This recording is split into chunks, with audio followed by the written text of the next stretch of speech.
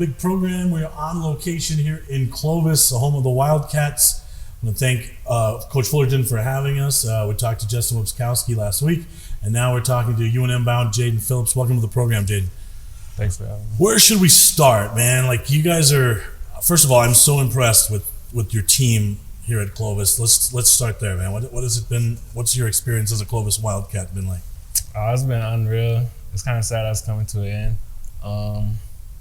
Ever since I was young, I always watched my uncles play here. My dad played here, so I've always wanted to play here, and I've always been ready for it ever since I was coming up.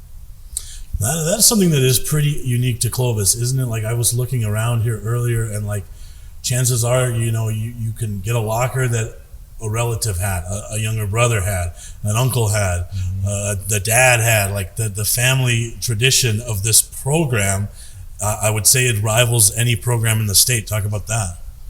I don't know, our whole program, like, everyone that plays football always like had a relative play. There's always someone in the family that played before someone else. So cool. What relatives have you had in this locker room here? My uncle Derek, my uncle Tyrone, my uncle Chris, and then my dad Brian played here. So like, there was no options. You were going to play here, right? Like, they made that pretty damn clear to you. I was playing here no matter what. So talk about that. I mean, because one, that's cool to talk about now once you're there, but as a kid, that's got to be some pressure. I think it was more pressure like once I actually got here, because like you realize how more like it's not just like all fun and games. Like, you have to actually take stuff serious. You have to put in time and work and all that. So it was more of like a business up here. How many times in your childhood have you heard, "Boy, don't you make that Phillips name look bad"? Oh man, my uncles always tell me that. So tell us about that. Like, there's got to be a good story there. Tell us about a time where you got the "boy, don't make this name look bad." Tell us a story about that. It was probably sophomore year when I first started playing, actually playing varsity. They always told me like, don't choke and this and that, But then there were some times where they actually like be like for real, and they'll be like, you got this, you do this, and then they'll just tell me to go do my thing, and then that's what I did. We'll get back to that game, because I heard there's more to that game than you're telling us, but let's backtrack all the way. So when did your athletic background, when did it start? Ever since I was a kid, my mom always had a football in my hand. I've always been around football because I was always hanging out with my uncles. My whole family is just football oriented, so I've always been around it. And like towards middle school, that's when I realized my potential, that I could actually do something with it. And I realized in the situation that I was in, like, that I could lean on this to like do bigger things and go farther with my life. So. First organized football was when you were how old? Probably like 5, 6. Okay. So solo football at that point, or are you playing other sports as well? I was playing football, basketball, soccer. No, wait a minute. Soccer? Soccer. No, you're a big dude. Yeah. Like, we're talking like they did that to me, like, go plug the goal, fat kid, like that kind of thing? Or what were you doing as a soccer player? I was a wing. Oh, okay. Really? Oh, that's impressive. All right, tell us about that a little more. Because they stuck me in the goal. They're like, hey, you're going to cover most of this, so let's go. There was nothing to it. My older brother, he played soccer too, and we always had all kinds of like sports stuff around our house. So we played soccer, and then my mom was just like, it was just something I wanted to do, so she put me in soccer, and then it wasn't too bad actually. Did you have a favorite sport at that point, at the very, very young age still? When I was young, I always been football, but in middle school I had a phase where I thought basketball was my sport. But then when I got to high school, like, I realized again that football is definitely gonna be my ticket. Right. Now, were you a pretty dominant figure back then? I remember the first time I saw you on the field, I did a total double take. Like, I was like, "What? This is adult doing out here with these kids." And like, when did that start? Where you were an imposing figure like that? Ever since I was like, every football season I played, I've always been like one of the bigger kids, And then I've always like, when I got to high school, I feel like everyone around me was like growing, and I feel like I had stopped growing. But then, like, I don't know, everyone says I'm bigger than them, but I don't feel like it's. Well, you look imposing on the field. Okay, let's. That's why I asked that question. Did you start to specialize at a young age then? I mean, when did you zero in? I mean, obviously you played hoops here too. We'll talk about that a little bit. But when did some of the sports start to drop off? When did you stop soccer? When did you stop some of the other ones? Probably fifth grade. Fifth grade, I think I stopped playing soccer. I just focused on football and basketball. What would you tell kids about specialization? Like, that's always a hot topic in sports. Like, some people say, coaches will always tell you, and athletes tell you, don't specialize. Play all of them, many of them as you can. But what do you say to those kids that would ask, like, should you concentrate on one, or should you get them all in at that age? If you enjoy playing all sports, by all means do it. But if you know that you're good at one sport and you have a love for it, then I would say you master that craft. But it doesn't mean you have to drop off the other sports. Does it keep you balanced? Yeah, it does, and it keeps me in shape all year round too. And it definitely helps you in different parts of the game. Like basketball will help me cardio wise, and then there's track and field. I would have to do shot put and stuff, and it kind of helps your balance a little bit too. So there's all kinds of stuff that it helps translate to your one sport. I remember I was talking to a kid in town who played at Hope, and he started playing football just so he can get a break from basketball. Right. So, I mean, so that it speaks to that balance piece when you can do them all, because there's never a burnout in one if you're always getting ready for another season, right? Oh, yeah. It keeps you busy all year round. And I don't know what I'd do without sports. Sports is just I don't know. There's no feeling, you don't get no better feeling than being a part of something bigger than yourself, Well, we'll take our first break here, and then I want to pick up with that because you said you don't know what you do without sports, but we've been without sports. So we'll talk some COVID and what you guys have been doing to cope with that when we get back.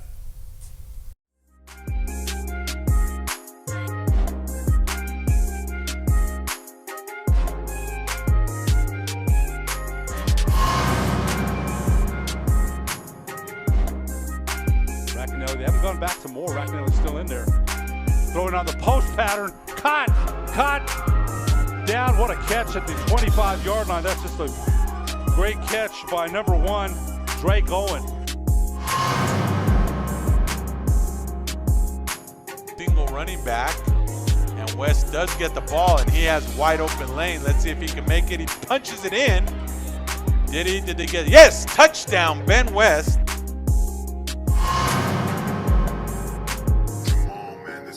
Franco hands the ball off. Nice hold for a nice run. He breaks one, breaks two. Touchdown!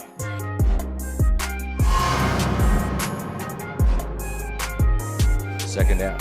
Smith. Plenty of time. A little pump fake. Fires in. He's going for Connor O'Toole to the end zone.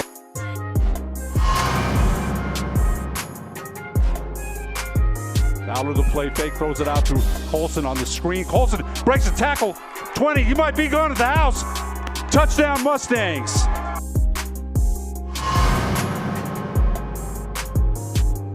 Third down and 16. Redford gonna throw it, throws it out. The receiver slipped. The ball is picked, and back to the north side we go.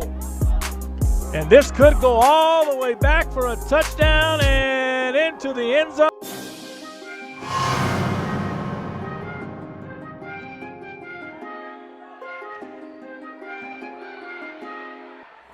Set far side for Bell. She couldn't put it away. Sharp over the block. Salas. Ray. Hit over by Cheshire. Sharp again through the block. They're going to set Bell on the far side. Gonzalez Sanchez digs it out. Jones will push it to Sharp. That's been her spot, but they're scrambling and still alive. Now it's going to come over. Salas gets it there. Jones. Gonzalez Sanchez, Sharp will have another swing. Just barely able to get it back over. Great defense for Pius. They'll try Wallace on the other side. Yes!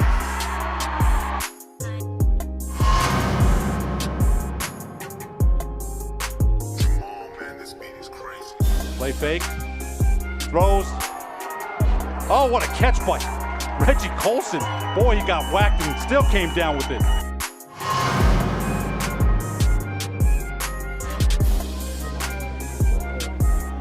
Handoff goes right side. Breaking some tackles and more. Off to the races. Still on his feet into the end zone. What a middle of the field.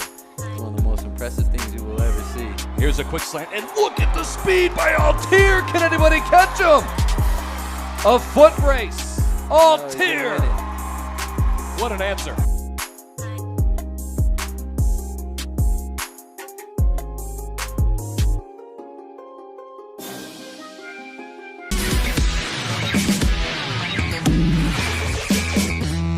We're back with Jaden Phillips. You made that comment right before the break that caught my attention. You don't know what you do without sports, but you've had to cope with that for a while. So talk about how COVID has affected you as an individual and how it's affected, your buddies here at Clovis.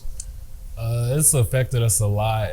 I see a lot of just a lack of motivation, People aren't like motivated to go to school no more, People are just more worried about getting jobs now and making money because they realize like that our time is winding up, So and I feel like everyone's losing hope. So yeah, I mean, and that I'm glad you mentioned that because, I mean, the school piece is huge too. I'm reading articles about, there's thousands of kids unaccounted for, I mean, if you had a one-on-one meeting right now with the governor, what would you tell her? Like, what has this done to you?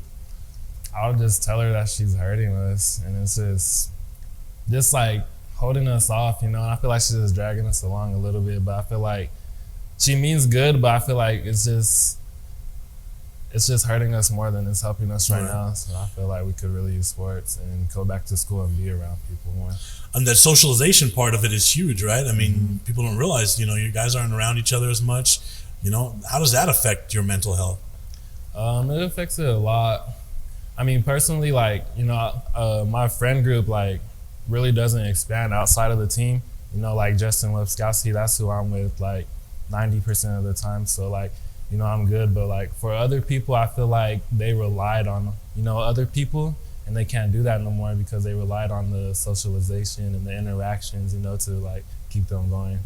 I had a chance to talk to Coach a little bit before when we were setting up, but you guys still have great numbers here in Clovis as far as people still, the program hasn't really dropped in any way, but we're seeing that at some schools, some coaches I've talked to in town where, if there was a football season, they might not be able to put a field on or a team on the field because the numbers are pretty bad, so it's a huge thing. I mean, how are you still engaged? What are you doing to stay engaged? I feel like our whole team is close. We're just real close, and like. Let me ask you, if I'm reading you correctly, you're the type of guy that wants to be around his teammates and tell jokes. Like Justin seemed a little quiet, but I'm already getting that vibe from you. Like you just want to be around making noise. Oh yeah, I'm right? definitely the jokester. Okay, all right. So but it's got to be hard to stay engaged, right? So what are you doing for that? You just gotta keep the hope. You just gotta hope that our time's gonna come, and we don't know if it will, but we're gonna like act like it will, so we could stay ready no matter what. Where's your mindset at when it comes to, like, I'm going to ask the question straight up that I've asked a lot of athletes on the show. Do you think there's going to be a season? Most athletes have honestly said, no, I don't think so. They've come to that realization. Where's your mindset at when it comes to that? I don't think we will. I already talked to Coach, and I already told him I don't think we'll get to play. And I'm not a negative person at all, but, like, it's just a time where you see, like, what's real and stuff, so I don't feel like we will. Have you lost any teammates as far as leaving, or like have you had to have tough conversations with, has someone called you depressed, basically is what I'm asking. Has someone called you from a really bad place where you've had to give advice? No, I haven't. So you haven't had that experience with that. Okay, that's encouraging, because I know that I've had some athletes on that have said, hey, yeah, a teammate called me and they want to quit and they want to do that. What would you tell, if you got a call from a teammate now, what would you tell them? Okay, you're in a great position, obviously. You're repping the colors already. We're good to that, but let's say a younger teammate were to give you a call that has lost hope. What would you tell them? I would just tell them to keep holding on, keep fighting, and that we're in this together and that I got them no matter what. All right, so now you get to high school here. Now, obviously, I would imagine anyone that grows up here, their dreams are to be a Wildcat, right? It's not like it is back in town where, like, your friend group splits up. Maybe one goes here, one goes here. Here you're all together, right? Yeah, so you guys came up as a group. Now you've arrived. Give us your first impressions. You've arrived at Clovis High. Here you are, ready to be the next Wildcat. What's your first impression of school, the campus, the facilities, everything? It's like real. It's way bigger, And it's like we're all like, we always looked up to this. Like ever since we were young, we've always played on the same all-star team. So we've been around each other since first grade. You know, we've always been playing around each other. Then like a name like Justin Webskowski, I've been playing with him since 5th grade. So we've been playing with each other for 7 years, and we always talked about how like we wanted to do this for a living, and how like when we get up here it's going to be crazy, and that we want to get college offers. And when it all happened, it was just like a dream come true. What do you think about the nickname, the Big Webskowski? You think that would have stuck if I used that this year? I think that's a pretty cool nickname. I know that's a movie reference you probably don't understand, I don't know. but how cool of a nickname would that have been? Like, would you have dug that, or no? You would have been like, no, this old guy is I'm not trying digging to. that. No, you're not digging that. Does he have any others? J Webb. See, that's too easy. That's first initial. No, that's not good. We're talking a legitimate movie reference here, like that you could. The marketing behind that, you know, you get the Webskowski shirt, just like from the movie, everything. Like, this is a big thing, right? Like, no other nicknames, none. No, see, so that's what I've lost this year, is I haven't been able to put a nickname on anybody this year. Right, but that's me. I'm being selfish. I get it. All right, so you're here. You're freshman at Clovis High. Talk about that, man. First time you're trying out. You're in the programs now. You're football and basketball. Talk about that. Talk about your freshman year. Well, actually, freshman year, we played for the freshman team a little bit, but like towards the end of our season, we actually got to move up and play JV. So me and Justin were on JV together too as freshmen, and we actually got to get playing time, and we held our own. And that's when we realized, you know, that we could actually be good going into the rest of our high school career. All right, so since you're a jokester, here's what I want to do, okay? I want you to help our audience, since you have the unique position of playing for Coach Fullerton and playing for Coach Isler, and they're both friends of mine. I want you to have our audience kind of get to know them a little better. So I'm going to throw some rapid fire questions at you, and you just pick one. Which one, okay? So we'll start with one. Who's got a nicer whip right now? Who's got a nicer vehicle right now? Coach Gal. Okay, all right. Whose doghouse do you have to stay out of more? Like, which doghouse do you not want to be in? Coach Gal's. Okay, Coach Gal, all right. When it comes to loving you guys, like, who's better at the pick 'em up talks?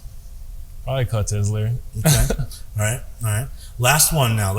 If they were both single again, who would have an easier time getting hitched, picking up a chick, picking up a woman? Coach Isler's game is better, you think? Yeah, for sure. Is it because he wears the ring all the time still, and he's always suited up? Every time I've seen him, he's been suited up. I think it's the head. I think the bald head. The bald head. Oh, there's hope for me after all. We're gonna take a timeout and be right back with Jaden Phillips.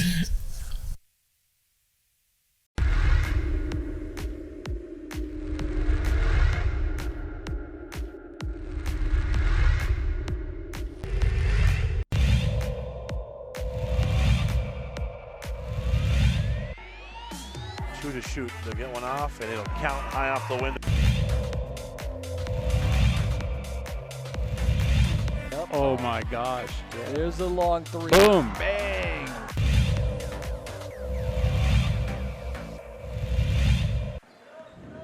Martinez will beat the buzzer. Got it to go.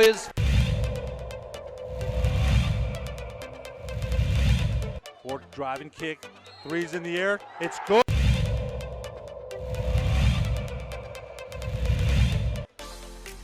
Pass on the nice block by Hernandez Cropper.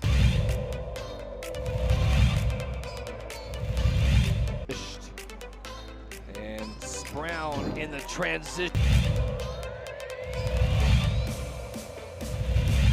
But why not, Steve? Is Corbalan's going to go and he puts it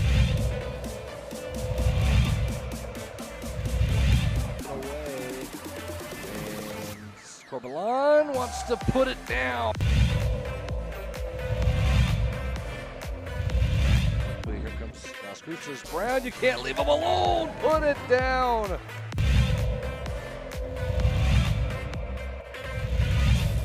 Gershon in transition, 3-on-2. Gershon going to go all the way. Whoa, Morgan.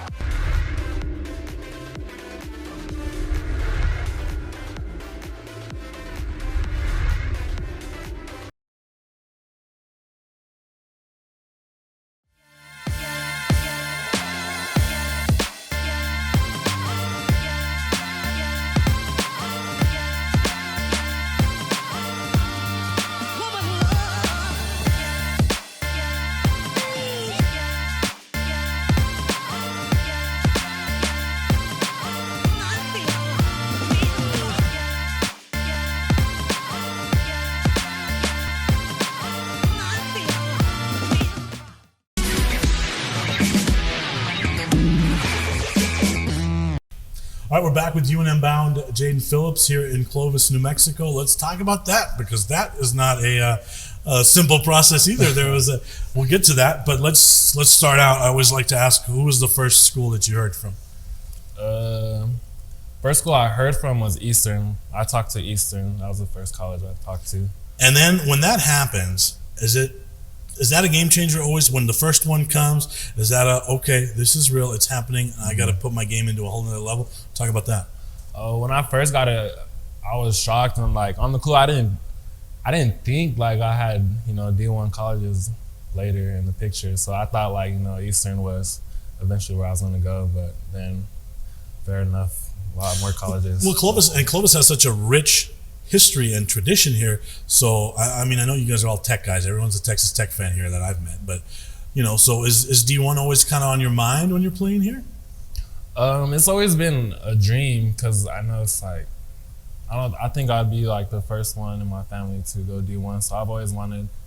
And I have a lot of siblings, so I want to set the bar high, and I want to. You just want to brag at Thanksgiving. I don't want to brag. That's what you want. Set the just bar be high. honest with the viewers here. I'll back to my uncles. I tell them, yeah, I'm going D1. Right? Okay. So tell us when UNM came into your mind.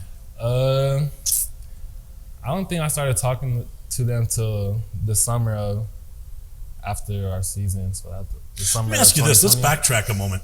As a freshman, did UNM in your mind at all? Like, because Coach Gonzalez, I think, is doing something pretty special where he's making it special again. And some of the kids I've talked to, they actually want to stay in state now. And so I think he's done a great job changing that. So they're obviously not on your radar early, but then they talk to you. Go ahead, pick it up from there.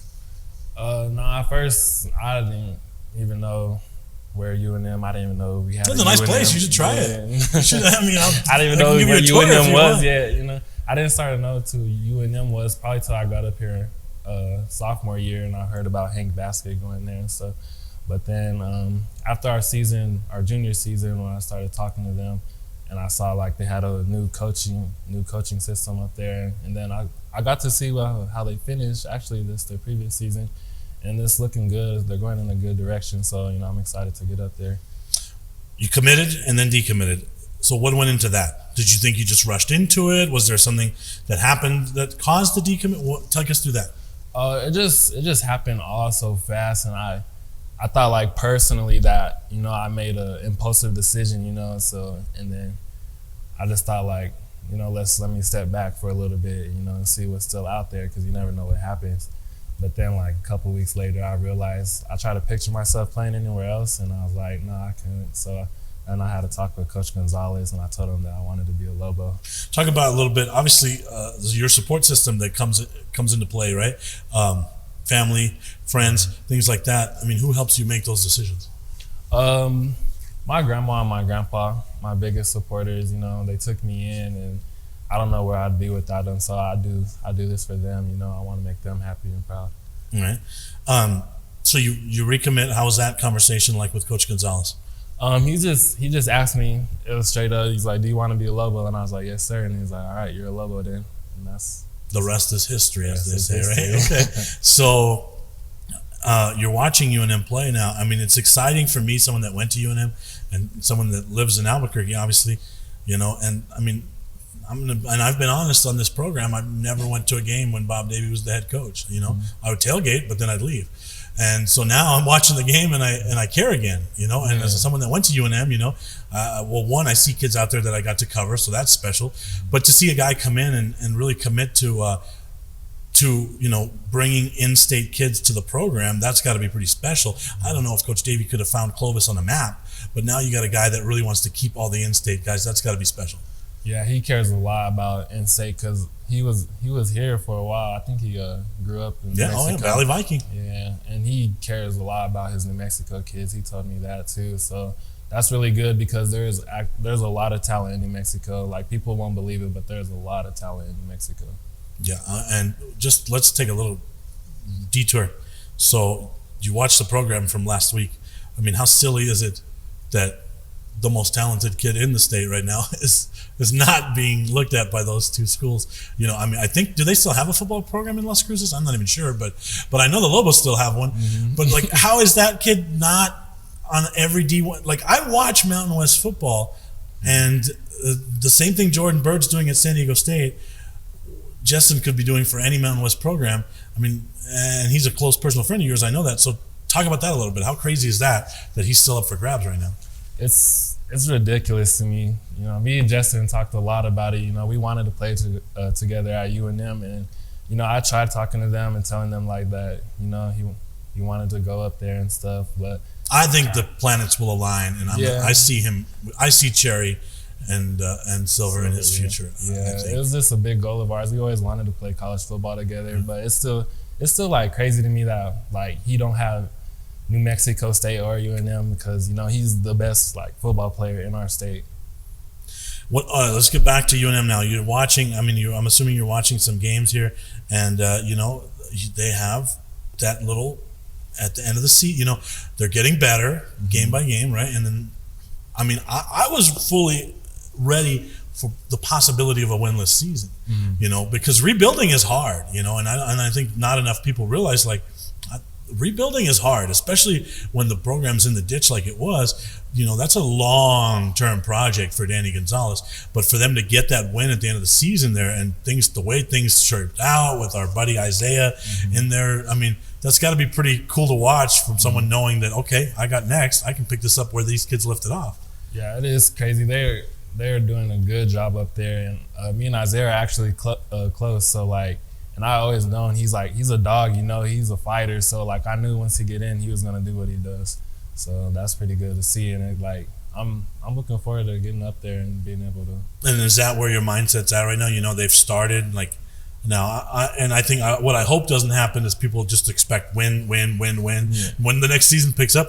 But Coach Gonzalez has started this process, and you're in a very unique place now to continue it. Is that kind of where your mindset's at? Yeah, it's a marathon, not a sprint. That's how I see it. You know, like, it's not just gonna just start going like that. You know, you got to take a couple of steps. You're gonna get a couple of steps back, and then you just got to keep pushing. You know, so I feel like they're in a good direction though. I feel like it's gonna end up pretty good though. Right.